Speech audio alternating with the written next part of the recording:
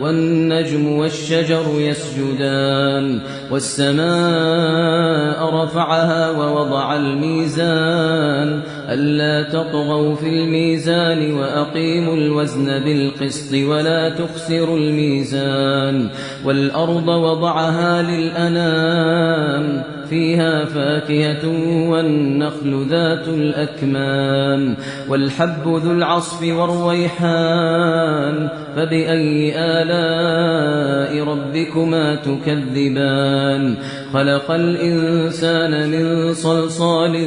كالفخار وخلق الجان من مارج من